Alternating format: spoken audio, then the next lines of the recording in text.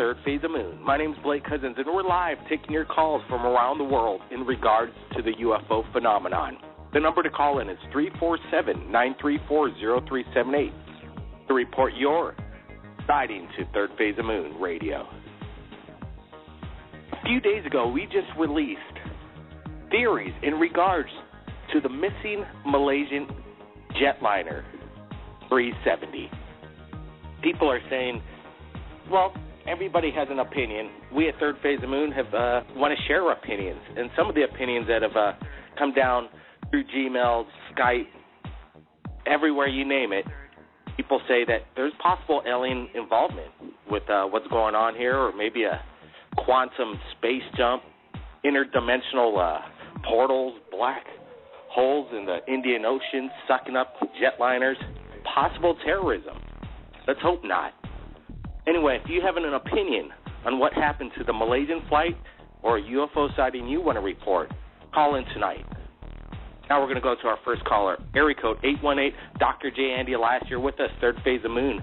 What's your take on this new update? We released our video yesterday, and there's breaking news. The BBC claimed that they found the plane. We wake up in the morning, and there's nowhere to see that this story does exist. The plane's still missing. What's going on? Absolutely, Blake. You know, this is very convoluted. First of all, the Boeing 777 jet Dreamliner does have 3 separate, I don't want to say transponders, but radar detectors and all other things. But the problem is even if the pilots turned off the transponder, why didn't the pings each hour pick it up from the military? When it first disappeared, why did they say they can't find it? But now 6 days later, they say they found the direction it went. It's very, very, it's getting worse each day. You know, I think, 4 days ago when we posted this, we were, bringing up the chatter. You came up with the theory of the triangle, the Bermuda Triangle of the Indian Ocean, the Asian Ocean, excuse me. What did you say, Dr. J? All I'm knowing is that the main media picked up on basically your words and some of the theories that the Internet was all a buzz of conspiracy. I think Third Phase of Moon had something to do with it. That's right. The Devil's Triangle is actually the polar opposite of the Bermuda Triangle. And for hundreds of years, if not thousands, with boats, things have been disappearing. Planes, boats, everything. This falls in the region of the Devil's Triangle. But at the same time, just like you said, the news today saying that it's pinging 4 times once each hour, showing that it's going a westerly direction, really boggles me. I mean, how can that be? Either it disappeared or it didn't. Now the current, what they're saying, the current status is that it might be hijackers. But if it was hijackers, they could only turn off the transponder in the beginning, all right? And in the cockpit, they could turn off the transponder. However, Boeing has these pingers. I don't know what better way to describe them, but they shoot off to radar every hour telling them the heading of the plane. Well, if 4 of them went off, then where is the plane? Well, I think that's the million-dollar question right now. Where is the plane? And we have Bradford Blair on the chat. He's saying, if we never find the plane, we'll just never know what happened. And he also has a question for you, Dr. J. He's asking, how could they read the ping if it's in the triangle? I completely agree. Again, 6 days later, they bring up the pings where they couldn't bring them up the first day because Boeing says that in the system itself, it cannot be turned off, and it's sending it directly to Boeing. They could have had it for the first 5 days. For them to come up on the 6th day and say, okay, now we know where it's going, that's a little fishy to me. I also want to remind you of a case from 1978 called the Valentic disappearance. Frederico Valentic was an Australian man flying in the Cessna 182, and the same thing happened to him, except this time he has or the people, the control tower recorded the actual conversation with him. What he said was that there was an object trailing him, and then later down the line he said the object was above him, and it was hovering above him at the same speed. Even later, you hear metallic clanking sound, and then he just disappears from the face of this earth. There was a large-scale recovery team to try to find this gentleman, and to this day, they have no idea what happened. There was that, these people go missing all the time in these large oceans. People.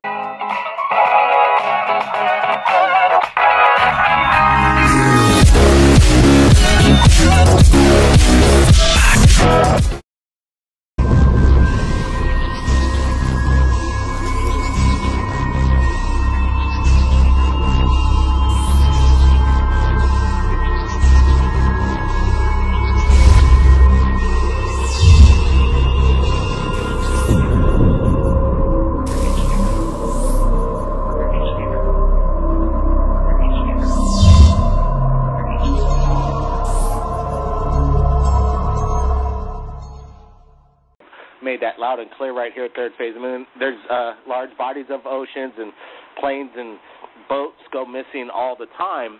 But in this case, this jet's massive. Technology's so up to date.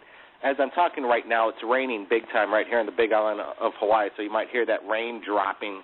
It's cats and dogs right now. But it kind of reminds me of the Philadelphia experiment, when apparently the military was dealing with time travel and warping time, and then it kind of went bad on them. And when they came back into existence, some of the crew members were embedded in the iron ships themselves. That's right, and some of them disappeared completely, and which makes it even more of an anomaly. The difference is, though, is now we have the technology. First, like I said, we have the radar. Then we have the GPS, which can track it. We also have satellites. The satellites can read the wristwatch time on our hands. If they can do that, why can't they find a 200-foot long plane with a 200-foot wingspan? I mean, that just boggles me.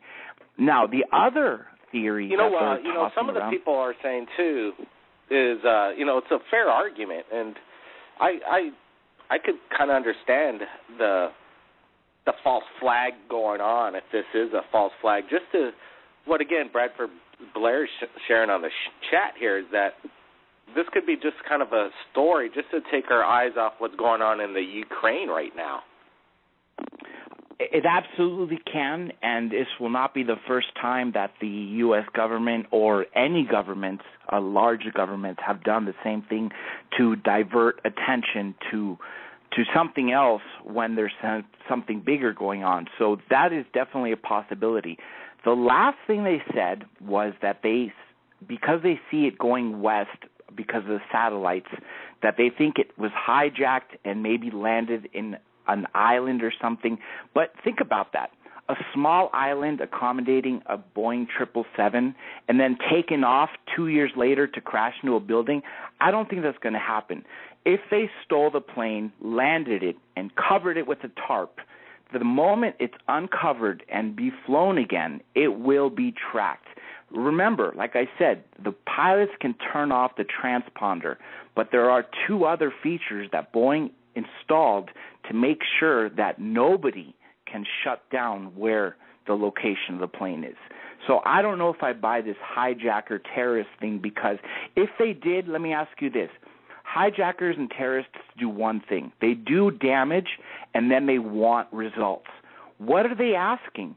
If this was Al-Qaeda, the very first day they would have said, we took down the plane, listen to us. Or if it was a military group that wanted something, they would have said, we got your plane hostage, give us this. But no demands have been made. It's almost a week, Blake. I mean, this is very serious. 250 souls on board. I mean, that's very serious. Well, it is dead serious, and we're hoping that the family members are, the families and the people aboard that airplane are still alive, and hopefully they could be reunited with their families. It kind of brings me back to The Dark Knight, when Christian Bale movie, where Bane actually, hijacked an airplane and took it over via a bigger airplane, and in mid-flight. And, maybe this is something straight out of a James Bond movie, and people are saying that there's the Navy SEALs on their way to this island. Well, God bless the Navy SEALs if they could find something and solve this mystery. But right now I want to go to, they have opinions of what happened to the Malaysian Flight 370. Stand by, Dr. J. No problem. 818, welcome to Third Phase of the Moon. You're live. Hello? Yes. I know what you're thinking. I'm minor, but still. I find these opinions shocking. I was too young to understand the 9/11 attacks. But, it was a devastating time. That's what I heard. Well, definitely 9/11, if you weren't around and during those times, it was.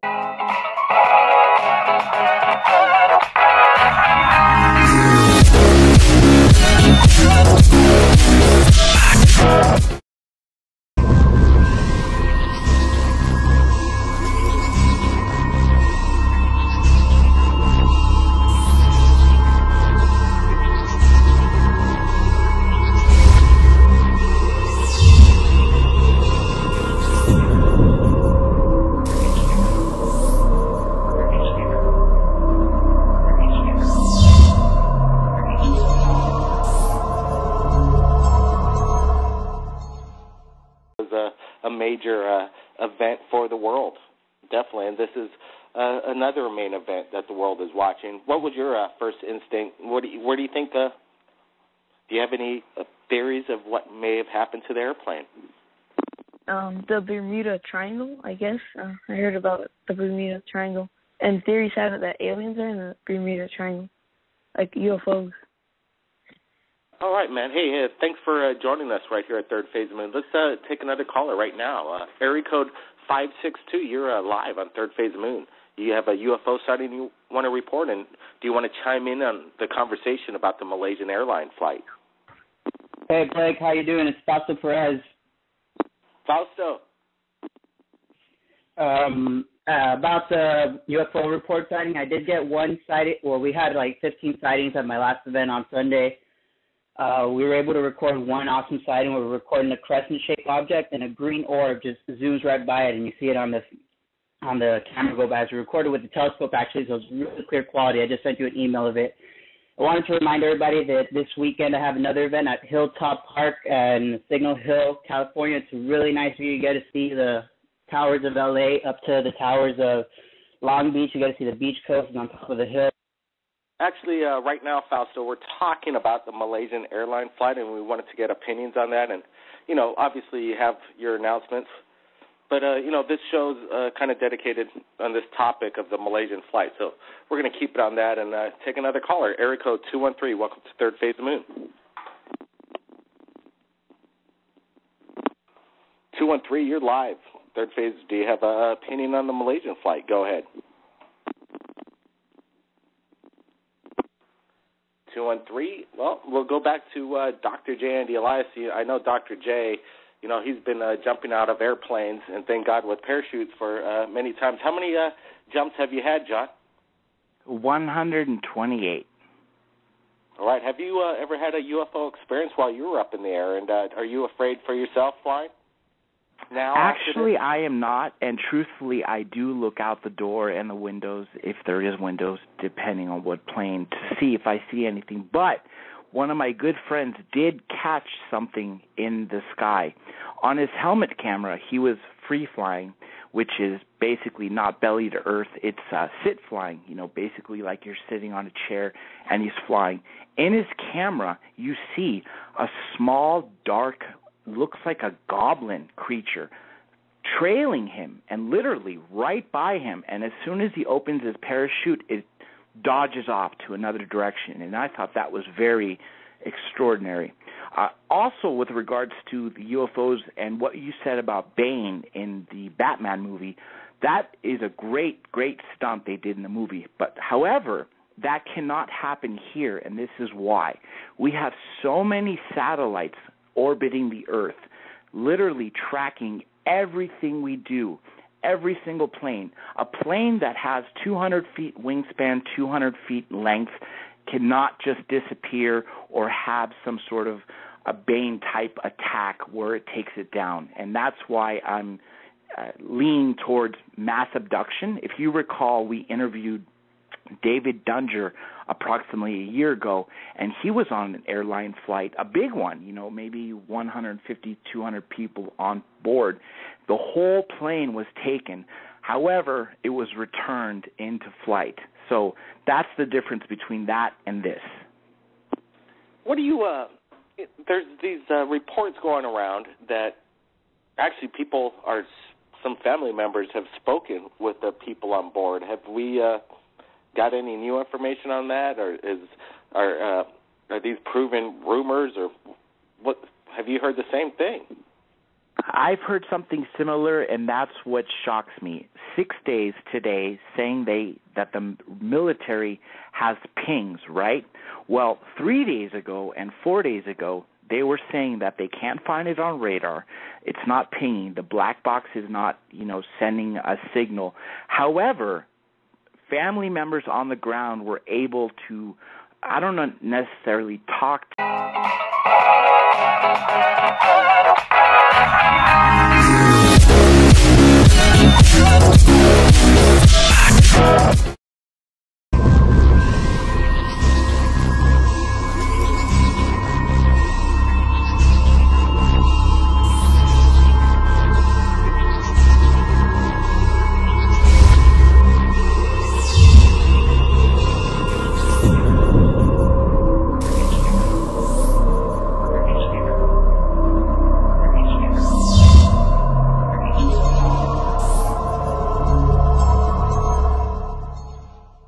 to the people on board, but they were able to reach their cell phones on board.